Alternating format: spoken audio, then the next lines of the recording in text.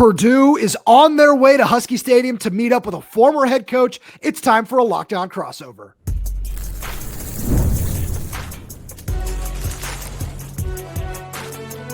You are Locked On College Crossover, part of the Locked On Podcast Network.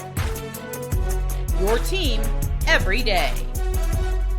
Welcome into a Locked On crossover edition. I'm Roman Tomashoff. I'm the host of Locked On Huskies. That man right there, that's Nick Arvin, the host of Locked On Boilermakers. Thank you for making this your first watch or first listen of the day, as we are part of the Locked On Podcast Network, the #1 sports podcast network. And just a quick reminder to all you everydayers out there, wherever you get this podcast, YouTube, Spotify, Apple Music, Amazon Music, wherever that might be, make sure to click that subscribe button, click that little bell as well, so you never miss when either of us post a new show on our respective channels. That being said, Nick, we've got a tremendous show coming at all the everydayers out there today. We're going to get into a little bit of hoops talk at the very end. One of us has the #1 team in the country. I wonder which host that might be. We're going to play a little game of your team wins if. We'll get there in a little while because we're going to throw out some names to know for both sides of this upcoming game. But Nick, when you look at this game, Washington is going to be able to host Purdue, and former defensive coordinator Ryan Walters, you get a chance to reunite with him. How are you feeling about this game? Yeah, so it's really interesting. And I think that the Walters, that angle is going to be really important because for Purdue, they've lost 8 games straight now. So there's not a lot to play for, if at all, but just a little bit of pride. And that's what these next 2 games are going to have. Indiana and rivalry week. That's going to be one where for us, I mean, we got embarrassed last year. You don't want that at home. And then against Washington, your former head coach playing, we don't have a whole lot of returning guys this year for Purdue. A lot of people left for the portal, but there are still a couple of guys that played for Walters that I'm sure they're going to have a little bit of a extra chip on their shoulder in that game.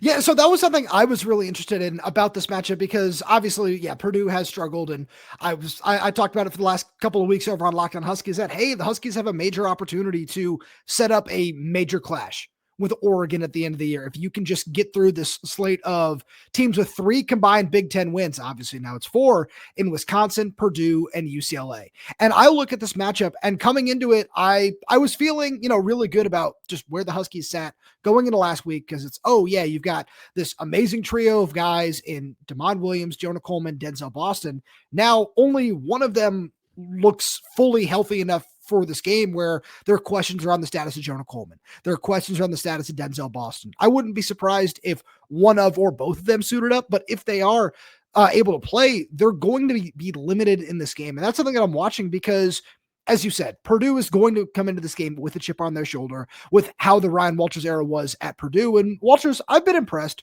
with what he's been able to do here at Washington so far. There have been some bumps and bruises along the way. The pass rush is still coming along. I don't think it's fully just ready in that department. But I look at the talent that Ryan Walters has, especially in the back 7 on defense, and I understand why Purdue wanted to go out and hire him a couple of years ago with what he can do on that side of the ball. And I'm intrigued on where that's going to go. But obviously for Purdue, it's a very different feeling. Yeah, I mean, it made sense at the time. Like you said, defensive-oriented head coach. That's kind of the identity of Purdue, what they wanted after Jeff Brom left and took that job at Louisville. So, like I said, it makes sense at the time. But when you go 1-11 like they did last year, the right move is to fire Walters. Absolutely. But now we're in a situation where Purdue, they're 2-8.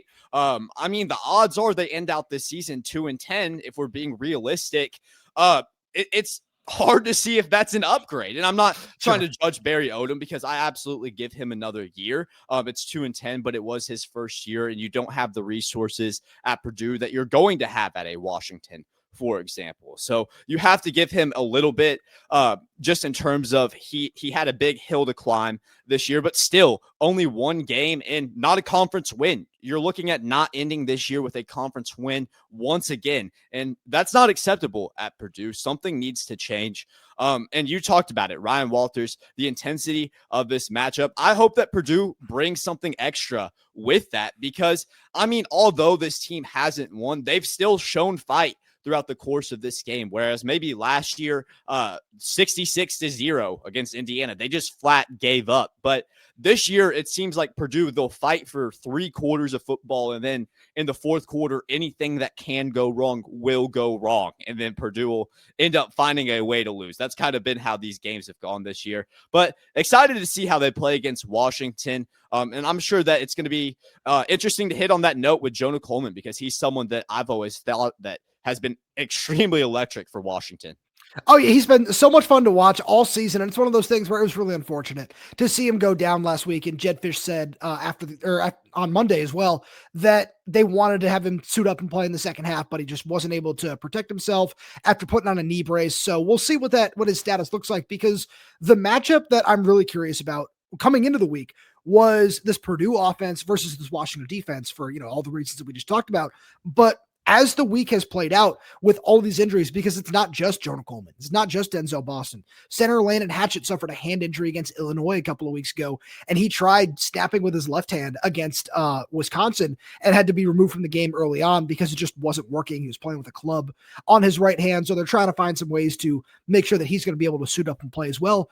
But right tackle Drew Azzopardi also got rolled up on in that game and wasn't able to return, and the coaching staff didn't sound overly optimistic about his status this week. So as this continues to play out, it's Washington's offense versus Purdue's defense, where it's 17th in the Big Ten in yards per game allowed, 15th in points. You correct me if I'm wrong there. But I looked at just those numbers, and I think Washington has a lot of talent on the offensive side that we're going to dive into some specifics a little bit later on. But I just look at the overall just strength of this unit behind DeMond Williams Jr., who's just been absolutely electric this season as well. And I feel confident in what that unit still can do, but I'm curious to see how Purdue's defensive line might be able to attack a offensive line that is certainly a little beat up at this point. Yeah, I mean, the defense has really kind of been the question mark. The offense has also struggled, so I'm not saying that the defense has been the only issue for Purdue, but when you look at some of the games that they've had this year, just giving up way too many points, not a key to success. And for Purdue, some of their linebackers have played really good this year. You got Manny Powell, who Barry Odom brought over from UNLV. He's really kind of stepped up and been a leader for this defense. So certainly some guys that you can take going forward into the future and kind of build this program on that identity. But for this year specifically, the defense has probably been the lesser unit in terms of just giving up too many points. It's not just in the running game, but also in the air. Just so much turnover. Purdue brought in 70 new guys this year from all over the place. So definitely still trying to get guys meshed together, and still even 10 games into the season, these guys aren't ready to play at a Big Ten competitive level, at a winning level, at least. And that was something that I saw with Washington last season as well, because I had high hopes because of some of the guys they brought in, some of the guys that were still sitting around on the roster. But Jedd Fisch had to bring in 42 new guys last season after the turnover with Kalen DeBoer leaving, so many guys going to the NFL draft, and other guys departing just through the transfer portal. So it is tough, and it does require a little bit of time. And that's one of the things I'm really interested in, because it's unfortunate with Purdue, right, where over the last couple of years, you've seen, especially some of these high-end talents like Max Clare, whether it be Will Helm, Nick Gordon, whoever it is, leaving through the transfer portal. And I like Barry Odom. I think he's doing a really good job there. And that's just another fun storyline in this game, is he's going to coach against his brother, Brian Odom, Washington's inside linebackers coach in this game as well. Yeah, that's a really exciting matchup. I actually didn't know that. That's a crazy little tidbit. Wasn't aware of that connection, but just another piece to this game where you look at it, not a traditional matchup. Purdue, an original Big Ten team, and then Washington, you guys come over. So this isn't a traditional football matchup, Big Ten matchup. But when you put all these pieces together, all these different storylines, a 2-8 team facing off against the Huskies, where you guys may be struggling a little bit too right now. That's just, it's fun that we have a matchup where there is stuff to look forward to this late in the year. But to your point, yeah, the transfer portal, I don't know how it's going to hit Purdue right now, because I think Barry Odom, he brought in a lot of guys that really like him and buy into the philosophy, although this year didn't go the way he wanted it to go. The one thing that I will point out is right now there's I don't know if you call it a quarterback battle, but he brings in two guys. So Ryan Browne was at Purdue last year. He then transferred to North Carolina to play for Bill Belichick and then comes back to Purdue whenever Barry Odom gets announced. And then you also bring in Malachi Singleton, who beat Tennessee with Arkansas last year on like a last-minute drive. He's kind of a dual threat guy. I don't expect both of those guys to still be here. And right now, the fact that Ryan Browne is still remaining the starter, although he has had some turnover troubles, it kind of makes me feel like Malachi Singleton may be gone this offseason. And that's a very talented guy that I think can find an opportunity as a starter of maybe a Power 5 program. So definitely something to look out in terms of the quarterback room for Purdue. I'm glad you mentioned the turnover troubles because on my names to know, I got a defensive back that I'm going to throw at you, but we'll get to that on the other side of the break. Right after a message from our good friends over at FanDuel. The NBA is back, and there's no better place to get in on the action than FanDuel, the official sports betting partner of the NBA. Even if you missed the start of the game or want to ride the hot hand, FanDuel has live bets on everything from who will score next to fourth quarter comebacks. Plus, you can even combine your live bets into a same-game parlay for a shot at a bigger payout. It keeps every game exciting, especially when your team's making that late push. Right now, FanDuel is giving new customers $300 in bonus bets when your first $5 bet wins. So head to FanDuel.com to sign up and play your game with FanDuel, the official sports betting partner of the NBA. So, Nick, first name I'll throw at you here because you mentioned some of the turnover troubles where Purdue and Wisconsin are tied for the Big Ten lead in interceptions this year with 10, is cornerback Dylan Robinson. This is a guy who I am enamored with for Washington, where another injury that the Huskies suffered at Wisconsin was starting nickelback Rashawn Clark, who hyperextended his knee, and his status seems to be up in the air this week. And I think Dylan Robinson is one of the guys that Washington might lean on in his place at the nickel spot, where you've got two solidified starters on the outside in Ephesians Prysock and Takario Davis at 6'4". And Dylan Robinson is in that same mold as well, 6'3", 205 pounds. And in a couple of starts he got this season, he proved that he was really able to hang. Like his first start came against Jeremiah Smith in Ohio State, and he really did hold his own in that matchup. And I've been impressed with what we've seen from him as a true freshman throughout the season. And he's one of those guys where if Rashawn Clark is unable to suit up, I don't know if he would start in the nickel. I feel like those honors would probably go to Leroy Bryant. But Dylan Robinson is somebody who has really impressed as just a physical tackler and someone who this coaching staff is not going to be able to keep off the field for very long. And like I said, with both Prysock and Takario Davis being seniors and just graduating at the end of the season, he's someone who's certainly going to shift outside and be one of the starters in 2026. So I think this coaching staff just wants to continue to find ways to get him on the field. Yeah, man. I mean, if Washington, if they have a good secondary, if you guys really come in and you're able to prevent the pass, I think you guys are going to find a lot of success against Purdue, because early on what Purdue wanted to do was what I thought that they were going to be able to do was run the ball and really kind of make their offense multi-dimensional with Devin Mockabee. However, their senior running back, he hurts his knee. He's out for the season now. So you have Antonio Harris for Purdue at running back, who he's kind of our up-and-coming young guy.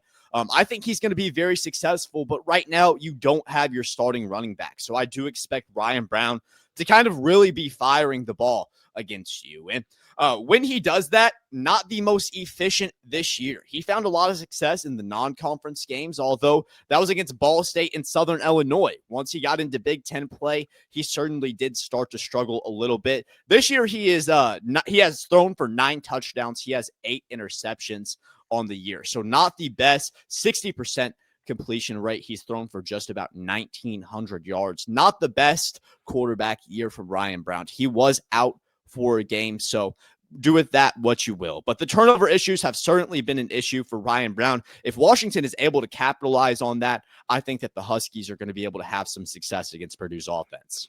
And that's one of the things that I'm really curious about in this battle is the Huskies have shown that they can do a good job of that. You picked off Luke Altmaier twice a few weeks ago, but then you go to Wisconsin, the ball is put on the ground. I think Jedd Fisch said 4 times during his Monday press conference. You aren't able to recover any of those fumbles. You aren't able to generate any interceptions either in a game where Wisconsin ran the ball 50 plus times. But this is just one of those situations where I'm curious to see what it's going to look like, because obviously Washington comes into this game as 16.5-point favorites, according to FanDuel. So there is a good opportunity for the Huskies to, especially after the debacle that we saw last week, if they are able to start fast, which I'll get into in a little bit. and get themselves into a positive game script to try to take a couple of chances and make some big plays in the turnover department. So I'm curious to see how that's going to play out. I wanted to flip over to the offensive side because you mentioned the starting running back and Devin Mockamy being out. I'm, like I said, very curious about the status of Jonah Coleman, and one guy that I think both fan bases really need to know about, and Washington fans have certainly gotten to learn his name a lot both last year and this year, is sophomore running back Adam Mohammed. This is a dude who I've been really impressed with as an athlete since he got here. Just a really big kid, 6'1", 215, 220, somewhere in that ballpark, and moves really, really well and was thrust into extended action when Jonah did get hurt at Wisconsin last week. And as we continue to see more and more of him, it's just not a shock at all as to why Jedd Fisch and running backs coach Scotty Graham wanted to prioritize this guy out of high school and originally signed him in Arizona before making the move up here to Seattle. And he has all the makings of a future bell cow running back at the college level.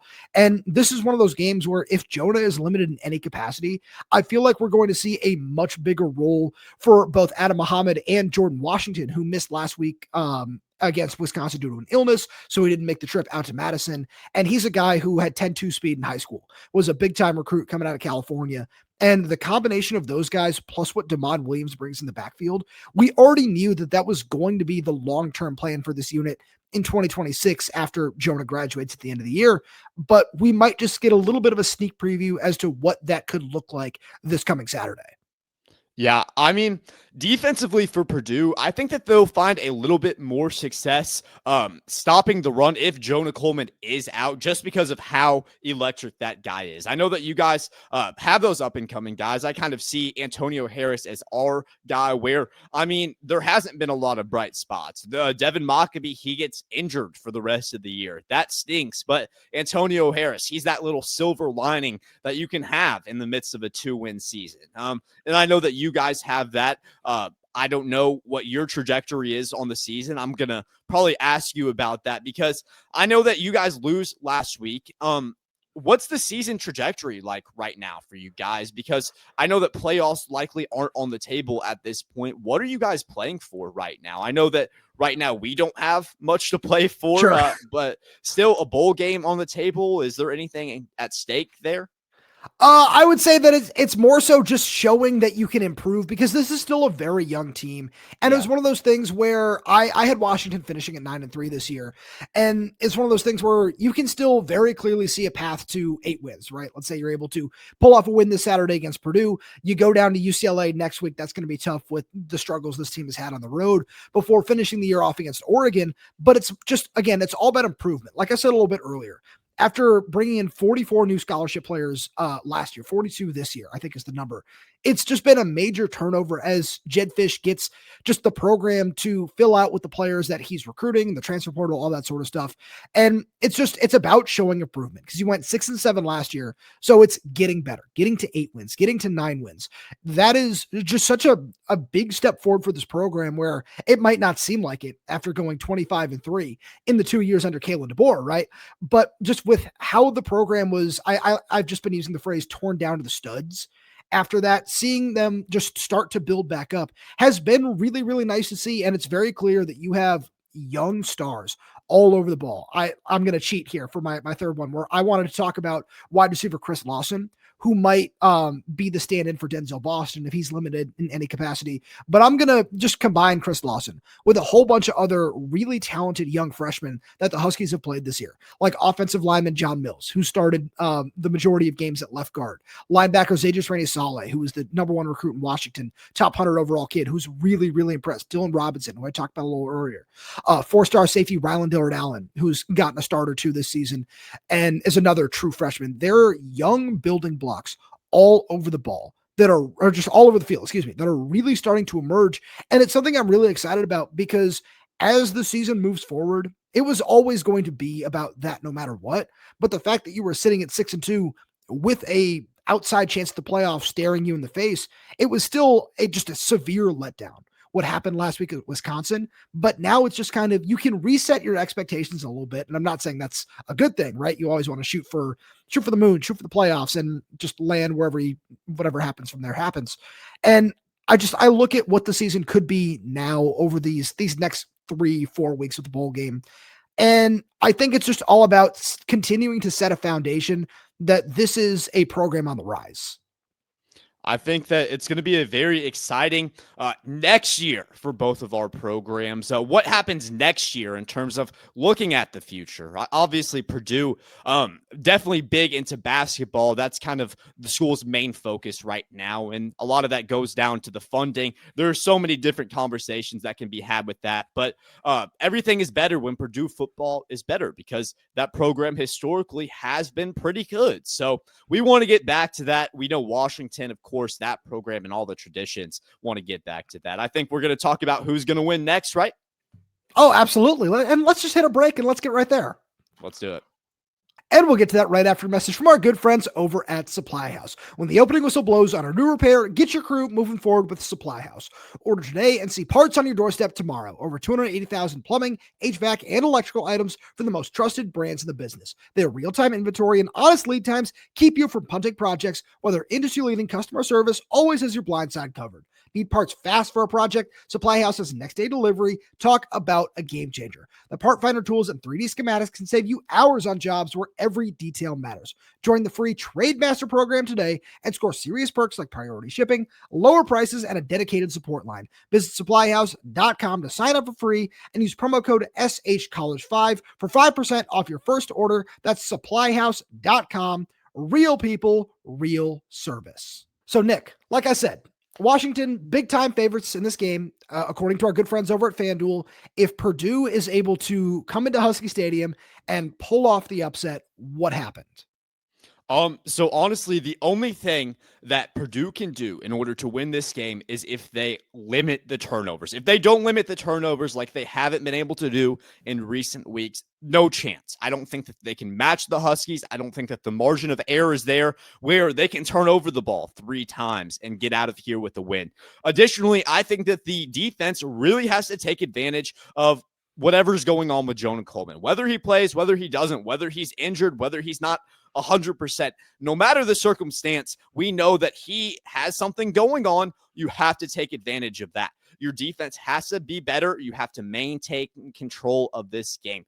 If not, I have a fear that the Huskies may be able to control this game and their fireworks may be too much on offense. I don't know if Purdue's defense will be able to play 4 full quarters of football against this Huskies team, but we're going to see. Ultimately, it will come down to the turnovers, though. Playing high IQ football. If Ryan Browne is able to play a good game, anything can happen. But ultimately, Purdue hasn't proven that they can win a game like this year, so I'm going to go with the Huskies in this one. I want Purdue to win. I hope that they win. I hope they pull it off. But in all reality, I do think that the Huskies will win this game. I think that offensively, they may not be as high scoring as they would if Jonah Coleman was there. I'm going to go with a score of 28-10, Washington narrowly covering that spread. I like where you're going with that because for me, the number one thing for Washington is starting fast. And this is something that they've had a major problem with, especially since the start of Big Ten play. The Huskies have scored once in Big Ten play in the first quarter. And that's just something that is still baffling when you look at some of the big-time talent on this team. And this is one of those games where we saw it impact them last week at Wisconsin. You had a really nice start to the opening drive, and then Denzel Boston steps out of bounds before he can reach the line to gain. And that just really did change the whole complexity of the ball game from that very first drive. And this is one of those games where we saw it a couple weeks ago against Rutgers too, where the Huskies went down 10-0 early and were able to, claw their way back into that game and wound up with a pretty convincing victory. But it's one of those things where you shouldn't be putting yourselves in that situation in a game like this, like you're saying, where Purdue has had their struggles, especially on the defensive side of the ball. And if Washington, with or without their stars, you know that you're going to have to, and this is the interesting thing where I really like the question that you asked about the future of the Husky program is, that Jonah Coleman and Denzel Boston are not going to be around for much longer. And obviously you have to use them to the fullest extent while you got them, right? I'm not trying to say anything other than that. But if one of or both of them are unable to suit up in this game, you have such a major opportunity to still go out and win a ball game, win a Big Ten game. And at the same point, and surpass your win total from last year, by the way, which is something that certainly is very important. But at the same point, you can also just get such a good look at what the future of your team is going to be. Because if Jonah and Denzel are both unable to start, there's a really good chance that 9 of the 11 starters that you're going to throw out there are going to have eligibility remaining. There's a very good possibility that ends up being the case. So that's one of those things where, especially on the offensive side of the ball, maybe take a few risks, maybe try a few different things, and you can still try to get Damon Williams into rhythm. You can still try to get him outside the pocket and let him work with his legs. And there are a lot of things that I think can go right for the Huskies in this game. And I don't make pregame predictions just because I am the world's biggest jinx. And okay. I know I said a little Fair bit enough. Too much to that effect last week against Wisconsin. So I'm going to wear the brunt for that loss. But I will say I did have Washington winning this game in my preseason predictions. And this is the big reason why is Purdue there's certainly a lot to like about what Barry Odom is putting together. I love what he's doing schematically on the offensive side of the ball. But it takes some time to let all those things play out, especially like you said, with 70 new players. I knew it was a large number. I had no idea it was 70. And it's one of those things where I do feel really good about where Washington can bounce back and get to this week after just the travesty that we saw last week at Madison. Yeah, absolutely. It's going to be a fun one though. I hope Purdue competes. I hope it is a competitive game. For everybody. But I do want to ask you about basketball before we head out, because, you mentioned number 1. Right now, we're number 2. I don't believe in the AP poll. I don't believe in it. I think it's a scam.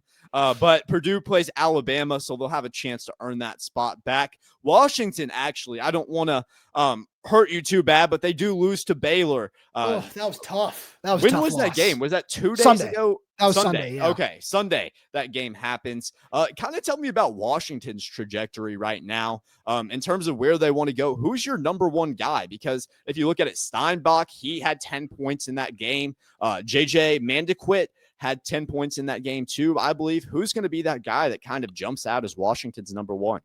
That's a really good question. And I don't think the guy who they were relying on to be the true number 1 has played yet this season. And that's USC transfer Desmond Claude, where he's been dealing with an ankle injury. I actually just got back from Husky practice as we record this today on Wednesday, where he has missed the first 3 games of the year while dealing with a rolled ankle that he suffered in practice a couple of weeks ago. And he was back on the floor. Maybe we'll see him on Friday night against Washington State.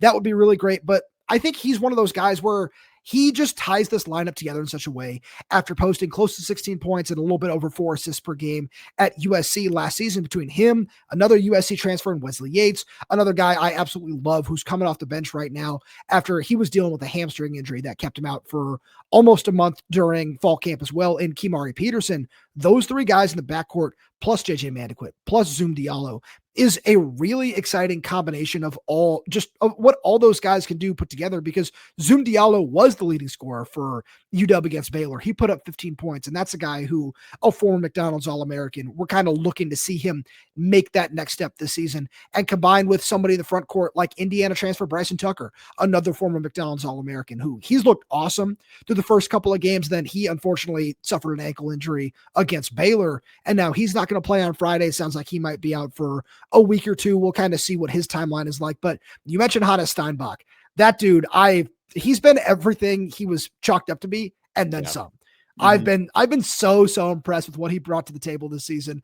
And he's one of those guys where if he does wind up as a lottery pick, hey, I'm not going to be overly surprised with that, because it's not just the scoring. It's not just what he can do as a rebounder. It's the vision. It's the basketball IQ. It's all the experience that he brings to the table from playing in the Bundesliga, playing for Team Germany in the FIBA U19 Classic and averaging 17 and 13 in that tournament. And the fact that he's able to go into Baylor in an environment like that and not look overwhelmed, I was so impressed. And you ask about the trajectory. I think Washington could be one of the most improved teams in the Big Ten, and I'm really excited about it. So, Nick, let me turn the tables on you here. Yeah. What's it like having a top 5 team in the country? Like, we could just say top 5 at this point if you don't want to go into the AP stuff. But what's that like? It's been so long. I miss that feeling. Yeah, I mean, it's great, but there's been a lot that's gone into this season. So you think about it right now is kind of the last ride, so to speak, with Braden Smith, Fletcher Lawyer, Trey Kaufman-Renn, all those guys that were here for that era of Edey, where you have that AP number 1, and then you make it to the Final Four in the national championship after losing to a 16 seed the year before. Like the memories of this team, of these players. It's huge. So for a lot of Purdue fans, this year is very sentimental in terms of seeing these guys play their final season in West Lafayette. And not just sentimental, it's going to be pretty successful because these guys are very talented. Braden Smith, he's on pace to break a record that stood 30 years in the NCAA all-time leading assist leader. He's on pace for that, beating out Bobby Hurley if he can stay healthy and Purdue makes a deep enough run in March. So a lot to be excited about there. And of course, it's championship or bust for Purdue this year. And that's not just a fan's perspective. That's within the coaching staff. Matt Painter says that the players have it written on the whiteboard. It's championship or bust for these guys. They've experienced everything but that national championship, and they really want it this year. So, I mean, it's fun to have a top 5 team, but also the pressure of the season. It's going to be very anxious for me as we cover the Boilermakers all season long. That's completely fair. And to continue with your Boilermakers and your Huskies coverage, please make sure to subscribe to both our podcasts. Nick, as always, this is just, I love doing these crossovers, man. It's so much fun as somebody who's still newer to the Big Ten to just get a feel for all of these programs that span coast to coast. It's an absolute blast. Thank you so much for being here. Thank you to all your videos out there for tuning in. Like I said, if you want to get more of your Huskies and Boilermakers coverage, please make sure to subscribe to both our shows wherever you get your podcasts, whether that's YouTube, Spotify, Apple Music, Amazon Music. We're there. We're everywhere. We're updating this channel to new content every single day. So please make sure you click that like button, click that little bell as well, so you miss when we post a new show. If you have any questions, comments, concerns, drop them right down below in the comment section. And if you're audio only, please leave us a 5-star review, as it does help us out a lot. Thank you so much for tuning in, and we'll talk to you on Friday.